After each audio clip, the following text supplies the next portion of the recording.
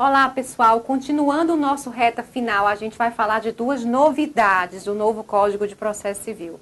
Me acompanha aqui na lousa digital, que a gente vai falar sobre negócios jurídicos processuais e calendarização do processo. Gente, os negócios jurídicos processuais, eles estão previstos aí no artigo 190 do CPC, que previu a possibilidade de as partes transacionarem sobre regras do procedimento, sobre mudanças no procedimento e ainda sobre ônus, poderes, deveres e faculdades processuais, antes ou durante o processo, ou seja, pode ser um negócio pré-processual, antes de iniciar o processo judicial, desde que o processo verse sobre direitos que admitam autocomposição. Tá ok? Vem agora aqui para a lousa comigo, que a gente vai então grifar essas partes mais importantes desse artigo 190. O que é mais importante no 190? Vem aqui. Primeiro, para que haja negócios jurídicos processuais, que seriam aqueles negócios que visam a fazer mudanças no procedimento, ou então convenção sobre ônus, poderes, faculdades e deveres das partes no processo, é necessário que os direitos que estão sendo discutidos no processo admitam autocomposição. Vejam que a lei não falou de direitos indisponíveis, e sim direitos que admitam autocomposição, porque muitas vezes o direito é indisponível, tá? Mas admite autocomposição. Então, voltando para cá, olha só, é necessário ainda que as partes sejam plenamente capazes.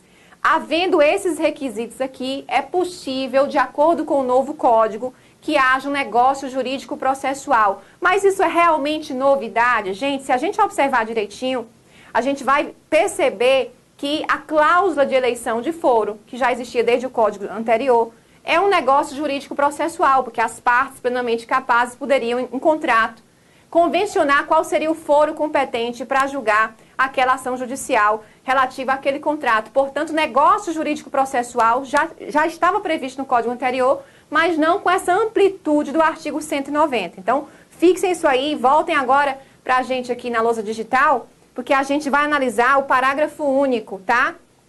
De acordo com o parágrafo único, de ofício a requerimento, o juiz controlará a validade das convenções previstas neste artigo, recusando-lhes a aplicação somente nos casos de nulidade ou de inserção abusiva em contrato de adesão ou em que alguma parte se encontre em manifesta situação de vulnerabilidade. Então, gente, volta aqui.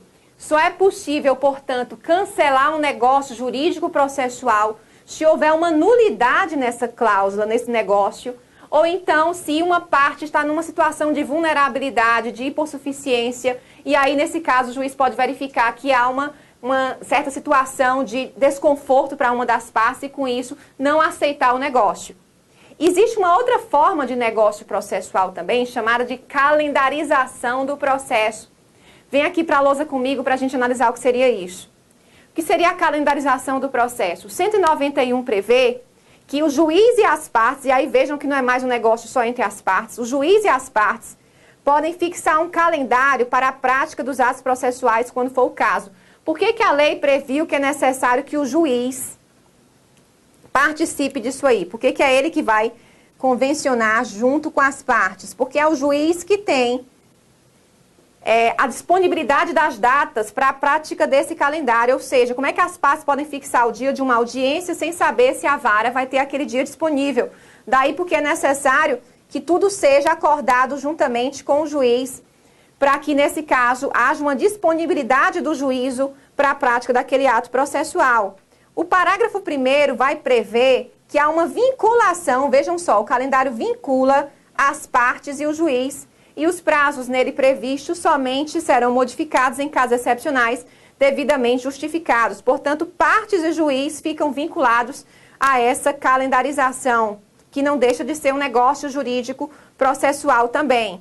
Parágrafo 2º, gente, é bem interessante porque ele vai dispensar a intimação das partes, ou seja, depois de feito o calendário, como o calendário já foi feito pelas partes e o juiz, não há necessidade de intimação, há uma dispensa de intimação das partes para a prática do ato processual ou para a realização da audiência cujas datas tiverem sido designadas no calendário. Então, voltem aqui. Gente, prestem atenção que essa dispensa de intimação só ocorre, e aí venham cá, se, nesse caso, Os atos a serem praticados estão previstos no calendário. Atos que não estejam previstos no calendário não estão dispensados de intimação das partes para a sua prática.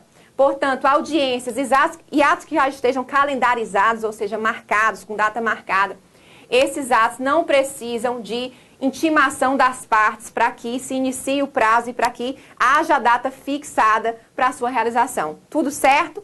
A gente vai agora falar de um assunto muito interessante, que é a classificação dos atos do juiz do novo CPC. Me acompanha aqui. Gente, olha só. De acordo com o novo CPC, são atos do juiz os despachos, as decisões interlocutórias e as sentenças. Qual é a diferença entre eles? Vamos lá. Vamos começar aqui pelos despachos. Os despachos são atos de mero impulso do processo. O juiz, através dos despachos, ele não decide nada. Então, se você verificar que, colocando o nome despacho, o juiz decidiu alguma coisa, na verdade, o juiz se equivocou no nome daquele ato processual, no ato judicial. Por quê? Porque os despachos não contêm conteúdo decisório. Na verdade, não tem conteúdo decisório. Tudo certo? Justamente porque não decidem, porque são atos de mero impulso do processo, os despachos são irrecorríveis. E aí o Código prevê que dos despachos não cabe recurso. Por que não cabe recurso? Por uma questão lógica. Se não há decisão no despacho, se não há lesividade no despacho, não há necessidade de interpor recurso desses atos judiciais. Prestem atenção num detalhe. Se o ato de impulso do processo for praticado pelo servidor, pelo serventuário e não pelo juiz, ao invés de despacho, você chama esse ato de ato ordinatório. Então, os atos de impulso do processo, se praticados pelos servidores, pelos serventuários, são chamados atos ordinatórios e não despachos. Tudo certo? A gente vai agora falar das decisões interlocutórias e da sentença. Segundo o Código, é decisão interlocutória o que não for sentença. E aí a gente tem que começar, portanto, pelo conceito de sentença. Pelo que está na lei, e aí eu vou me ater ao Código, porque é isso que pode ser cobrado na prova de vocês.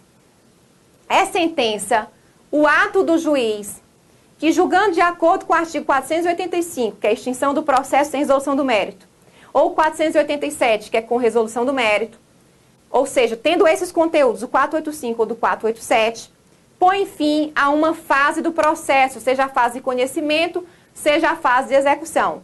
Portanto, para ser sentença é necessário que o conteúdo seja do 485 ou do 487, e além disso é necessário que haja um fim, ou seja, que o ato ponha fim a uma das fases do processo, seja a fase de conhecimento, seja a fase de execução. Tudo certo aí? A gente vai agora falar de uma decisão que não se encaixa no conceito de sentença de acordo com o novo CPC e que é uma decisão que não existia no Código anterior. É a decisão parcial de mérito. Gente, o novo Código prevê que se houver possibilidade, ou seja, se a causa estiver em condições de julgamento de parcela do mérito, ou seja, se eu tenho 2 pedidos numa ação judicial e um deles já está pronto para ser julgado, embora o outro ainda esteja pendente, por exemplo, de produção de provas, o juiz pode prolatar uma decisão parcial do mérito. Essa decisão, ela não se confunde com uma tutela provisória. Por que não se confunde? Porque a tutela provisória, ela é precária e ela é dada com cognição sumária. Essa decisão parcial de mérito, ela é conferida com cognição exauriente.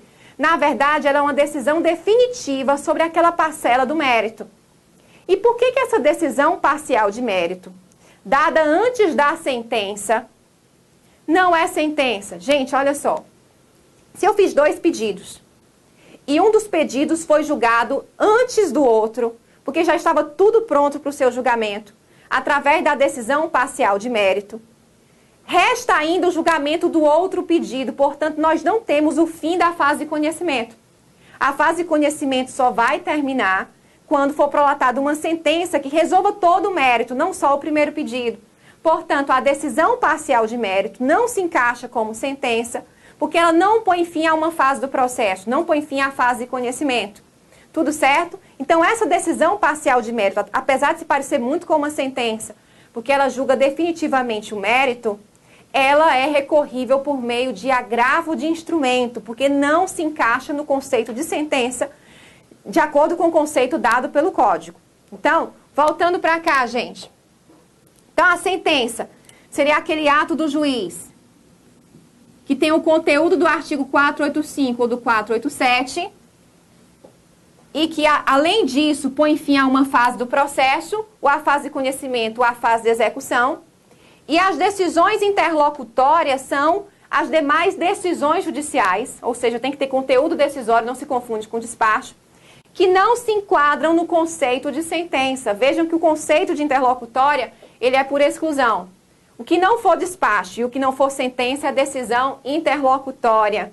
Por que é importante a gente saber identificar e qualificar e classificar os atos do juiz? Porque só sabendo disso, eu vou conseguir identificar qual seria o recurso cabível. Por exemplo, sai uma decisão judicial. Se eu não souber se é sentença ou interlocutória, eu vou errar o recurso a ser interposto contra essa decisão. Então, gente, fixando aqui, a decisão parcial de mérito prevista no novo CPC, que julga definitivamente parcela do mérito, mas não extingue a fase de conhecimento, ela é uma decisão interlocutória e o recurso cabível é o recurso de agravo de instrumento e não o recurso de apelação. Somente as sentenças são passíveis de apelação. Tudo certo aqui? Então a gente vai agora, me acompanha aqui, a gente vai agora falar sobre prazos diferenciados no novo código. O novo código, ele alterou de forma substancial os prazos diferenciados para alguns entes. Por exemplo, a Fazenda Pública no Código de 73, se vocês lembrarem, tinha prazo em quádruplo para contestar e dobro para recorrer. A mesma coisa o Ministério Público. Gente, olha só, no novo código, tanto a Fazenda, como o Ministério Público, como a Defensoria Pública, tem prazo em dobro para todas as suas manifestações judiciais, processuais. Ou seja, não existe mais aquilo de contestar e recorrer. É prazo em dobro para tudo. Ah, quer dizer que agora a Fazenda vai ter prazo em dobro para contra-razões de recurso? Vai sim ter prazo em dobro para contra-razões. Por quê? Porque é prazo em dobro para qualquer manifestação processual. Agora, nos 3 artigos aqui que eu citei para vocês, nos 3, haverá a previsão de que se o prazo for específico para querente público, não haverá dobra. Vou dar um exemplo para vocês. A lei prevê o prazo de 30 dias para a Fazenda Pública impugnar o cumprimento de sentença de obrigação de pagar. Se a lei já previu o prazo de 30 dias, falando em Fazenda Pública, esse prazo é próprio para a Fazenda Pública. Então não vou dobrar, não vou colocar 60, porque a lei já colocou 30, sabendo que se tratava de Fazenda Pública. Outra coisa interessante em relação aos juizados especiais da Fazenda, tanto a Lei 10.259 como a 12.153 prevêem expressamente, isso é norma especial que vai se aplicar aos juizados, que não haverá tratamento diferenciado no que diz respeito aos prazos para a Fazenda Pública nesses processos. Portanto, lá não haverá sequer a dobra dos prazos nos juizados, tudo certo? Então, voltando para cá, gente, haverá a dobra desde que o prazo não seja específico para o ente público. Tudo ok? Tem outra regra também de prazo, muito interessante, que é a regrinha do artigo 229.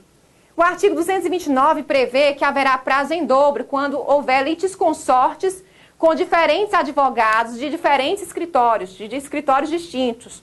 Porque, vejam só, havia uma confusão, havia uma dúvida no código anterior, se os litisconsórcios tendo diferentes advogados, mas sendo eles do mesmo escritório, haveria ou não aplicação dessa regra da dobra do prazo.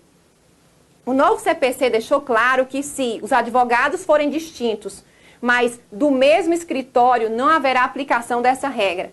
Porque essa regra aqui, ela tem por objetivo facilitar a vista dos autos judiciais. Se os advogados são distintos, haverá necessidade da vista para os dois. E aí, não vão poder retirar do cartório, e isso vai dificultar o contato com os autos físicos.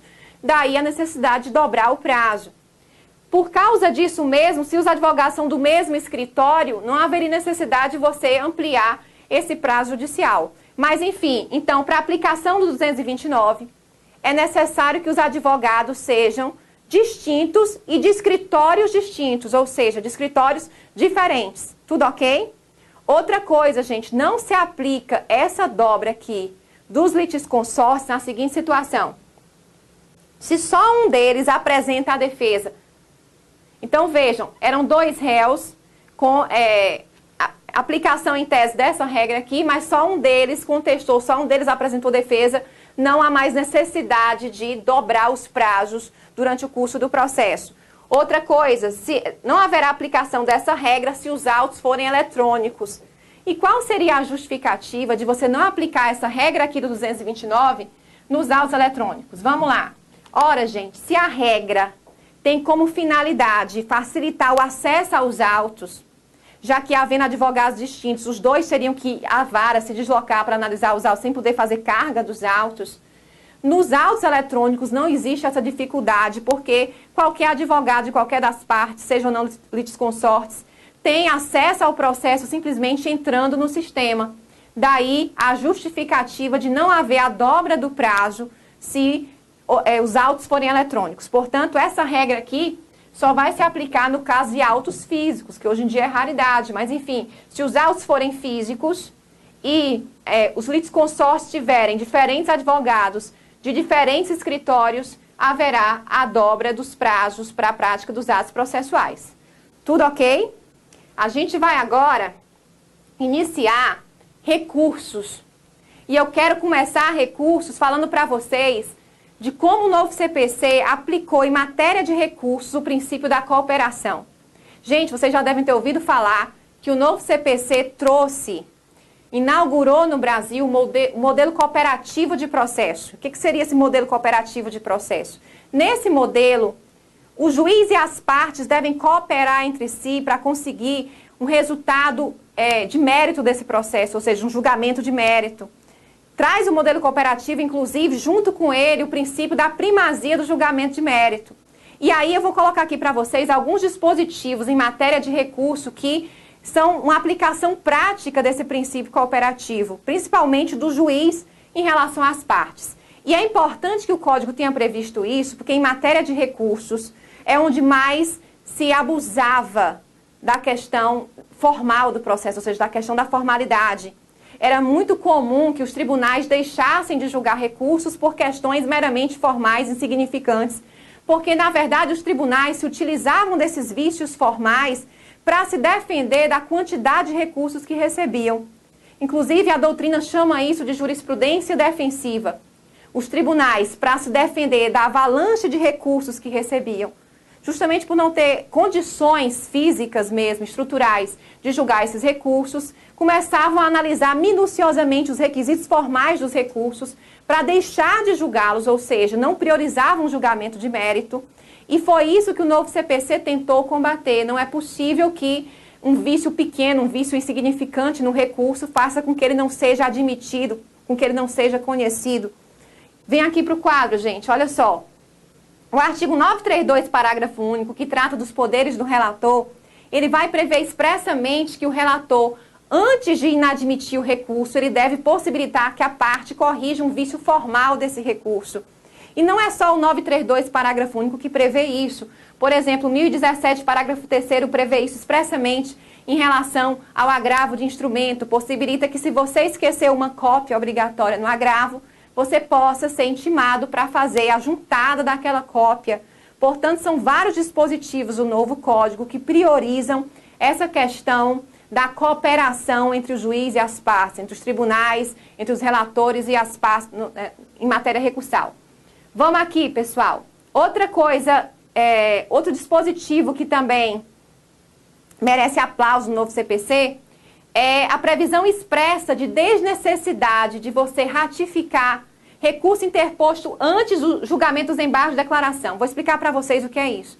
Existe uma súmula do STJ que prevê o seguinte, que se você interpôs um recurso antes do julgamento dos embargos de declaração, interposto pela parte contrária, obviamente, porque você não sabia que a parte contrária iria interpor embargos de declaração, e aí esses embargos são improvidos e não há alteração da decisão, ainda assim essa súmula do STJ dizia que você era obrigado a ratificar o seu recurso interposto.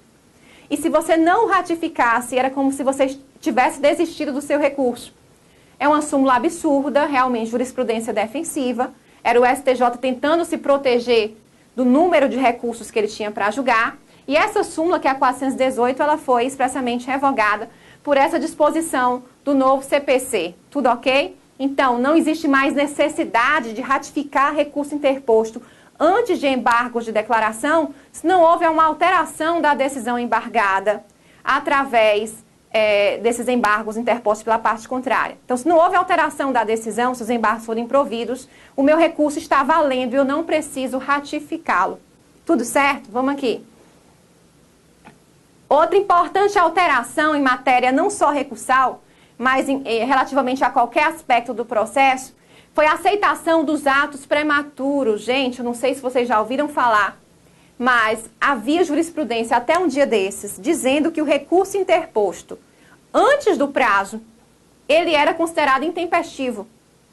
Era o chamado recurso prematuro. Os tribunais não aceitavam que você recorresse antes de ser intimado, antes de sair no diário da justiça a decisão judicial. O que é um absurdo total, porque vejam só, se você se antecipou, se você interpôs um recurso antes de ser intimado, você está fazendo com que o processo ele corra mais rapidamente, ou seja, você está favorecendo uma celeridade processual.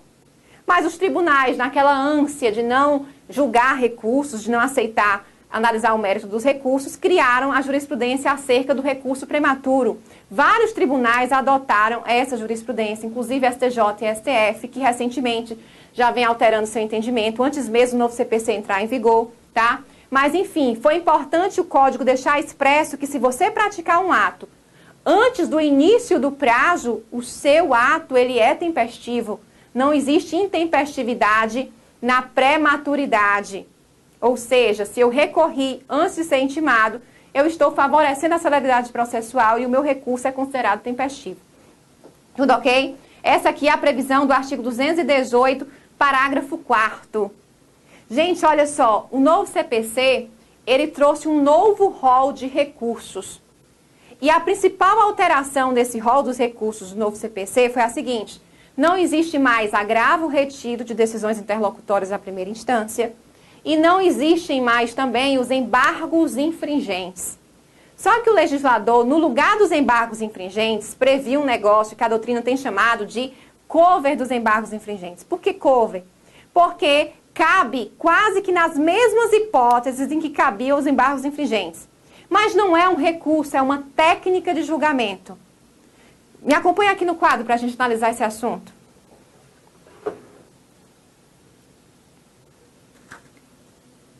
Vamos lá, gente.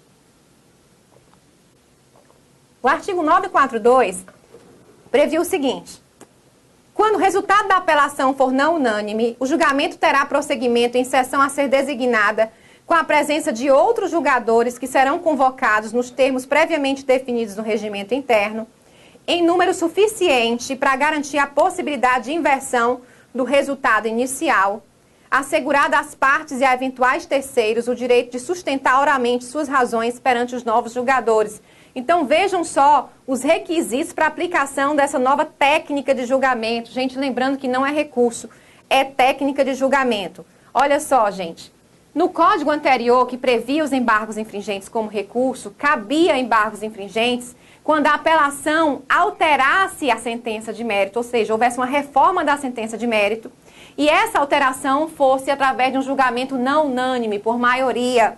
Agora, vejam que o código não restringiu a alteração da sentença, a reforma da sentença, e agora cabe essa técnica de julgamento, mesmo que não haja alteração, desde que no julgamento da apelação, o julgamento tenha sido por maioria e não por unanimidade. Me acompanha aqui no quadro para eu explicar a aplicação dessa técnica. Vem cá. Gente, olha só. Nós temos aqui 3 membros na turma, tá? E aí o julgamento foi o seguinte, foi 2-1. Esses 2 votaram no sentido e esse aqui votou em outro sentido. É necessário, de acordo com essa nova técnica de julgamento, se isso aqui se tratar de uma apelação, portanto o julgamento da apelação não foi por unanimidade, foi por maioria, é necessário que se convoquem membros em número suficiente para você inverter isso aí. Então, voltando para cá, olha só, eu precisaria de mais 2, tá certo? Para conseguir inverter e fazer 3-2. Daí, essa turma terá que convocar mais 2 julgadores para continuar o julgamento e, dessa forma, finalizar o julgamento dessa apelação. Isso vai fazer com que haja uma pressão muito grande nos tribunais para que não haja uma decisão nesse sentido aqui. Ou seja, vai haver geralmente uma unanimidade nos julgamentos de apelação, a fim de evitar que seja necessária a colocação dessa nova técnica. Mas voltem aqui para a lousa digital para a gente continuar a analisar o dispositivo da lei. Se vocês observarem, o parágrafo 3º vai prever que, além da apelação, também se aplica essa nova técnica em outras situações. Também se aplica no caso de ação rescisória, quando o julgamento, quando o resultado for a rescisão da sentença, devendo, nesse caso, seu prosseguimento ocorrer em órgão de maior composição previsto no regimento interno. Gente, vem para cá. Prestem bem atenção num detalhe. No código anterior, nessa situação de ação rescisória ser julgada procedente por maioria, já cabiam os embargos infringentes. Agora não cabem mais embargos infringentes, porque eles foram extintos, mas haverá necessidade de continuar o julgamento através dessa técnica nova. Existe ainda uma outra situação em que a lei prevê que haverá essa técnica. Voltando aqui para a lousa, gente. A outra situação é a seguinte.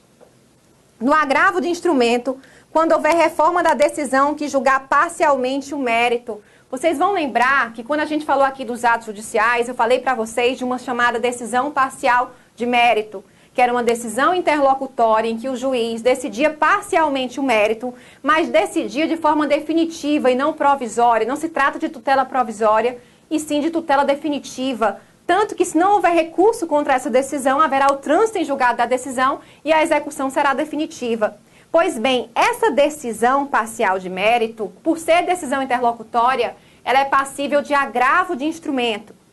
Mas vejam que ela se parece muito com uma sentença, daí porque o legislador resolveu dar tratamento a esse agravo de instrumento semelhante ao que ele dá para as apelações contra as sentenças, no caso de julgamento não unânime. Então, gente, foi por isso que nesses casos previu o legislador que, se no julgamento do agravo de instrumento contra a decisão parcial de mérito houver reforma da decisão parcial, sem que haja uma unanimidade, haverá necessidade de continuar o julgamento através dessa técnica nova do artigo 942. Tudo ok?